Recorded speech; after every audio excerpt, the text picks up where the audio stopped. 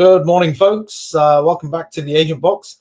In case you're wondering, we haven't disappeared. I know we've had a few weeks where we've been on air and a few weeks where we haven't been on air. It's just been so crazy towards the end of the year. We've had so many activities going on that it's actually been a little bit difficult and a little bit sporadic.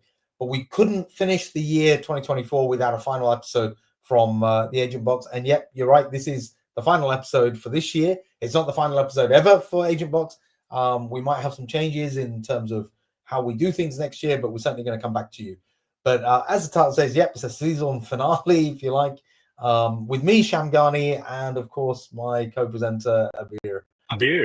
How you doing, man? How's it going? I'm right. It's just busy, busy, busy. I cannot wait for this year to end. It has been a long, long year. No, it certainly has, man. To be honest with you, it's been a long year, but I actually thought about it earlier on. I think late last week, earlier on this week. I kind of thought, hang on a minute, where's the year gone? It's actually flown by. It's been very, very busy. Very, it's been a tough year, but it has flown by. Yeah, I think it has been one of the challenging years, since COVID. Like after COVID, the industry picked up. We were all in a good place, but last year, I think it is challenging. But I think we're ending the year on a good note, so that's a positive to look forward to. I think you know what? I think you're absolutely right. I think January intake this year, the mid-year intake, certainly September intake, all of them were quite challenging. Was quite a difficult time. We've had change of government this year. Obviously, the rules that were introduced by the previous government the year before, and it's just been really, really difficult. But the good news is that I think, certainly in the autumn, the application numbers have gone up. The number of students that are coming into the UK. I think really, to be honest with you, Abir, I'd love to know your thoughts on this. I personally think it's partly because of what the Canadians and the Australians have been doing as well. So maybe, we've just benefited. But I think there are quite a few variables played into this. Of course, there are other countries who are tightening their grip on this. And also, I think with the change of government, the new rules and regulations coming in, and with everything, there is a spike. Like I said, I am talking to a lot of our agent friends out there. And for a lot of them, surprisingly, January has been better than September, which is unprecedented in my opinion. So, which is, we started the year just after that new rules introduced. So we saw it a decline till mid-year. In September, it started to pick up, but we didn't have enough time to turn things around. But for January, I think it is going up. And like I said, UK has been a higher education destination for years and years, and the quality of education hasn't dropped. If anything, the quality of education is now more up to date.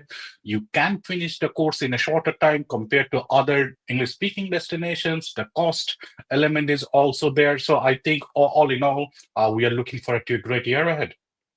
I think, you know what, you're right. I mean, the sector reported a 50% drop in numbers, just over 50% drop in numbers. And I think the Q4 or Q3 or Q4 information coming out of the British Council kind of suggests that things are starting to pick back up. I don't know how long it's going to take to get back to where it was, but certainly it has been, looking promising. Well, to be frankly honest with you, Shanghai, the numbers that we are comparing to, those were inflated numbers anyway. So I totally agree with you, man. I've been saying this over and over again to so many different people that I'm talking to, which is that we are now, this 2024, what we saw was the 2019 kind of numbers. Everything that was in between 2019 to 2024 were just crazy. I mean, that was just crazy, What's interesting, though, Abir, is this, that I'm now starting to see or hear that some universities are running out of CAS. So I think January has been looking good. And I think people didn't anticipate that. Every year, as you know, the universities have a particular, each university is different. Yeah, CAS allocation. They have to then go and look at their CAS allocations. I think based on what happened in January, what was happening in September, people didn't expect the January numbers to be so high. So what we are seeing definitely is it's difficult for students where they've paid a deposit, they've done everything that they need to do, but they're not going to get a CAS because the CAS has run out.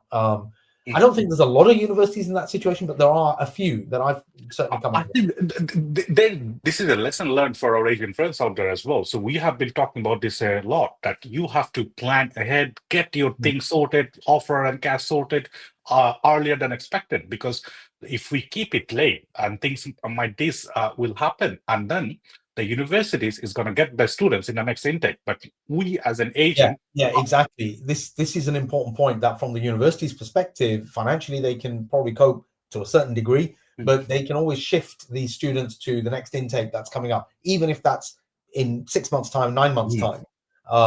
But for agents, that becomes a real problem, especially if you're working on a fairly tight cash flow. You're expecting those numbers to come through the door.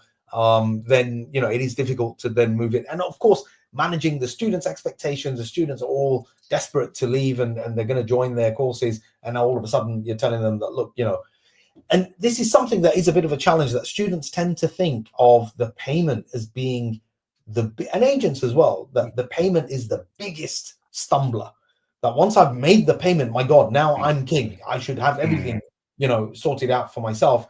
But there are so many rules and regulations that we have to think about, that it's not a simple issue of I had the ability to pay, therefore now everything should go my way. It might not.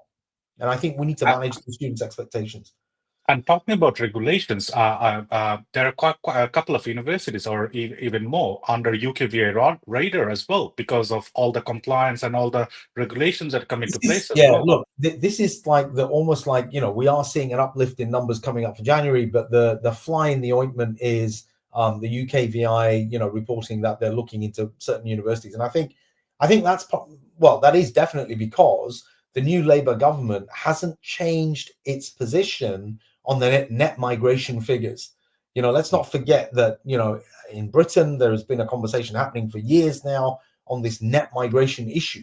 The number of people coming into the country and the number of people leaving the country is in an imbalance. And what the Tory government previously has done, which I think is incorrect, I think they've done this wrongly, is they have included international students in that net migration figure. What's disappointing is that the Labour government hasn't changed that position. So the Labour government has kept the students inside that net migration, kind of number. And of course, then there is pressure on the government to actually think about, okay, what are you doing about net migration? So what now is happening, the easy way of dealing with this is to start questioning the universities. What are you doing? How are you doing it? And so you're right. Yeah, there are a number of universities that are under investigation at the moment, or under some sort of spotlight from the UKVI, which of course no university ever wants. They don't want to be in that situation. So, there is then going to be that, impact on the agent, pool, that what are the agents doing? How are the agents doing this? Don't forget that universities are recruiting students directly as much as they are through agents. So not all of it is our fault, that students are being, recruited directly. The other thing as well, I was speaking to somebody from one of the universities just a few days ago, and we just ended up talking about the fact that the thing that the UKVI has put out there, which is putting the agents' details on the CAS. This is something that is pretty much still on the radar. I think the discussion that I had with this individual was as a result of the Boiler Directors Forum that happened not so long ago. I think it was a week or so ago. In that forum, it may have been discussed. I don't know. I wasn't there, so I don't know. But I suspect that's why I ended up having this conversation with that individual, that the information must have come from there. But I mean, you know what? It is one of those things that we as agents need to be aware of these kind of things, right? Because we then can manage, like you said, manage our pipelines. We can manage our student expectations. If we're working as aggregators, if we're working through sort of B2B partner channels, we can manage their expectations as well. Just to kind of just to be able to work out. It's just like reading of the environment and of the industry and adapt according to that. I think that's the key to any business to succeed, and that's what we need to be doing as agents. And like we always say, agents are always narrated as the unnecessary devil. So we need to keep our wits about it, how to go about things. As long as we do our due diligence, we don't need to worry about it too much, but just be informed about what is going on in and around. Yeah, and actually just get our houses in order. I mean, it's one of those things. Look, you know what? I mean, I guess this year, I think a lot of people will be happy to forget about, happy to see the back of. On a more positive note, I think next year, we as agents need to start thinking about it now. Over the next couple of weeks, everything's going to be closed, everything's going to be dead. So this is an opportunity for agents to actually reflect, think about how they're going to approach 2025. There are more and more universities opening up mid-year intakes, so you've got more opportunities for April, May intakes. But of course, the big one is the next summer, the next September intake. As agents, we need to start planning. We need to start thinking about how we're going to be doing, our activities for those intakes. And again, it goes back. I was just going to say, it goes back to what we've said all along. Certainly on this program, that having yourselves organized, having your data organized, your processes organized, your staff trained up, aware of what's happening in the sector. All of these things are going to help you prepare yourself for next year, rather than just blindly going in and doing the same stuff that you've been doing over and over again over the last God knows how many years. Let's not do that. Let's take a fresher approach. Let's take a more, professional approach to 2025. Absolutely, and I think that's what we have been doing as an institution, and that's what we urge all our agent partners to do. I think this is that's a good time to reflect on all the things that we have done throughout the year, which ones worked, which one didn't work, if the ones that didn't work, why that didn't work, and reflect on those strategies and come up with strategy. This could be a downtime for a lot of us because the university is going to be closed. Everything is almost closed around the world. So I think it's a good time to take a step back, relax, think that through, and strategize, like you said, because without strategy, if we do keep, like you always say, and that's one of my favorite quote, I should put it on a t-shirt, that if you do same things and expect different results, that's never going to happen. So we need to think about different things, what take the learnings of the things that didn't work and strategize for the next year. Do you know it's something, right? We've got it in the podcast title, which is reflection. I think a lot of people, certainly a lot of Eastern people, a lot of people, sort of outside of Western culture, they don't really value. I don't think they value, certainly conversations that I have with agents, people generally, they don't value the idea of reflection. They kind of think, oh well, they see it as it's a waste of time. It actually isn't. Reflection. I used to be a nurse, right? And one of the things that we were taught, fundamentally taught to do, was learn how to reflect. That if you're doing something, whatever that might have been, a strategy that you used this year, you need to reflect on that and see, did I get the outcome that I wanted? And that outcome might not just be, oh, I got more students. Obviously, as agents, we want to get more students. We want to make more money, but we want to do it in the right way. We don't want to risk our business just to make an extra, commission on a particular student. Reflecting on what we're doing on all aspects of our business, this is so important. And I think, at the end of the year, when you've got time on your hands, definitely that is the time to actually reflect, not just for the bosses, but if you're working in an agency, if you're any role that you have in the agency, if you actually spend time reflecting on what you did, how you did it, how did I speak to the students this year, how did they respond, why did this thing happen, why did one student go absolutely crazy because of a small thing that might have happened? That was it me, was it the process, was it the way that I presented it, was it the information or the lack of information? Whatever it was, reflecting on that and taking some time writing down some of these reflections, I think will give you a very fresh perspective. I think that is very key, and you have been on about it for the last few weeks as well. So when we reflect and strategize, that's well and good, but we need to document it so that we can go through it. Yesterday, like we were talking about, if we don't document it, we can come up with the best strategy there, but it's not going to work out, and we're not going to follow through. So we need to document it. I tell you something, man. Over the years, the number of agents that I've ever worked with, right, apart from some agents that are very, very professional, and I think we all know who they are. They're very well recognized. They have excellent documentation. In what they're doing. I'm talking about an agency that might be a single, office agency with, I don't know, maybe half a dozen staff members or a dozen staff members, where you're spending a lot of your time talking to walk-ins or doing some social media stuff. and you probably recruit 50, 100, 150 students a year. That to me is a kind of like a garden variety agent that I've come across 1,000 times in my career. Those agents, doesn't matter what continent they're on, tend to be the ones that don't really value documentation. They don't value a strategic plan. They don't value a mission, a goal, a vision, and try and see how that aligns with the strategy. They don't like to write down what is the short-term, medium-term, long-term strategy, of the agency. They just, it's the boss. The boss comes up with an idea and everybody runs with that idea.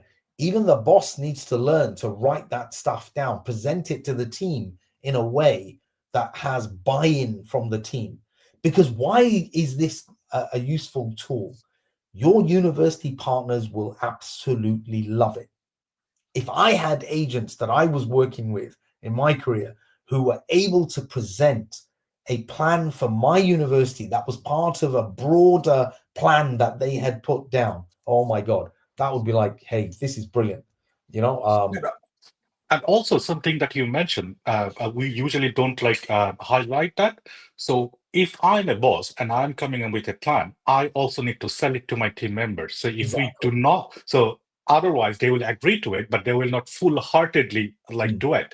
So that's kind of like a sales speech there as well. So if it's well documented, well presented to them, and the team members like, oh yeah, that makes sense, I can get behind that. But otherwise, if it's just the words like, oh yeah, I'll do it maybe. And it also makes it much more serious. Do you know what I mean? It makes it much more serious when the boss has spent time, putting together. And I know bosses are always busy. Company owners are always busy. They've always got things. But if your bread and butter is making money through recruitment, you need to give that time. And actually, this Christmas period, that's what I would say to all the company bosses out there. Spend some time on PowerPoint, on whatever tool that you're comfortable with, and present a vision to your team for next year that we want to grow 20, 30, 40% in our student enrollments. We want to be known as the best agency in our market. We want our partner universities to basically celebrate us. I want to be, on a list, on an award list, at least with 3 of my university partners. These can be aims, which are strategic goals, whatever you want to call it, but it tells your company something. It tells your staff something about where you imagine. It's not just about, we need to make loads of money. That there is a place, a type of company that we want to become. And look, we've said this endlessly on this show, right? The show is sponsored by SAM CRM, and we know that. But SAM CRM, the reason why we keep going on about this, it doesn't matter whether you get a CRM that's from SAM's or any other place. If you have your house in order, your own house is in order, the most fundamental part of that is your student pipeline. You understand? And if that student pipeline is scattered, doesn't matter how many strategies you have, you're not really going to get anywhere. But you use a CRM system or some system where your staff enjoy using it, they can understand it flows well, every bit of that is mapped out, then you can present those things to your partner university. It feels like a better company that I'm working for. It feels like I'm working for a multinational company. Because let's not forget, guys, as agents, we are multinational, because you are sending people overseas. You may not have footprint in multiple countries around the world, but the very nature of what you're doing is student mobility on an international scale. So you need to bring yourself into that international type of organization. If you want to, kind of attract the best students, you want to have a lot of support from your partner universities, and you want to actually increase your student enrollments and be in control of your business. Look, it's scrolling down at the bottom, sales@samcrm.co.uk or samcrm.co.uk as the website. Have a look, get in touch, find out about what's going on with the CRM system. The thing that we always say about SAM CRM, which is, like a USP, is that it's been designed by agents for agents. So you don't have to spend an awful lot of time with any CRM system that you're ever going to use. You're going to have to spend some time learning how to use it. So SAM CRM is no different. You're going to have to learn how to use SAM CRM, but the language, the steps, everything within that CRM system has been mapped out for your business specifically, rather than you going and labeling each item on its own and creating a process flow that is already there. So that makes life a little bit easier. But again, we're not here to say you have to take some CRM, get a CRM system. Okay. But if you do, just let us know. And yeah, by all means, yeah. If you've investigated SAM CRM, you like it, you've subscribed, give us a shout, send us an email, send us a message, let us know, because then we can. And you could also use a discount code Shamghani, then that will give you additional discount on the subscription. No, what I'd be interested in, I'd be really interested in hearing from agents who are using a CRM, whatever CRM you're using, that has that made a difference. I genuinely believe that will, because it will be the starting point to give you an organized approach to your business. The other thing that we don't really talk about, and maybe next year we can, Abir, is marketing. That as agents, how we market ourselves is so important. And it is under scrutiny. Believe it, I've said this before on the Agent Box, that universities do and will check what you guys are doing on various different advertising platforms. Just aside from anything else, I just noticed my Agent Box logo is the other way around. I need to do something about that. It's just that I mirrored it. You didn't, but I think the viewers are getting it okay. If not, do let us know. Last time we were on the show, the volume didn't work. I mean, it's just crazy. Yeah. Listen, look, a few more minutes in already, Abir. We need to wrap this up. What I wanted to ask you is, so what are your plans over the Christmas break, and how do you hope to approach 2025? Well, like I said, it has been a really, really challenging year, but it's looking like light at the end of the tunnel. So I'm just going to take my time off, spend time with family, visit beautiful places, and then rejuvenate come the next year, ready for the battle. How about you, Shambhai? What's your plans? Do you know what? We're entertaining over Christmas this year. As of next week, I've got my entire, I like to call it as a tribe rather than a family, because there seems so many of them. They're all coming up to my house next week. I've got a lot of people at home. I'm not going anywhere. Oh, yeah, you're after the extension and all the works that. Look, we made the house bigger. We made the house bigger exactly for this, right? So we want these people to come and want to spend some time. But I'm actually heading out to Bangladesh very early next year, just straight after Christmas. Actually, I'm going to be spending a little bit of time with family out there, but I'm also working. We've got one of our there's a university partner that's going to be doing some stuff. But the key reason I'm going out there is obviously, as people know, I promote Sam's Pay. We've got Sam's 360 that's coming out, next year. Our technical teams, a lot of our technical guys are based out in Bangladesh. So I'm going to be visiting those guys, talking to them, finding out a little bit more about what's going on with those guys.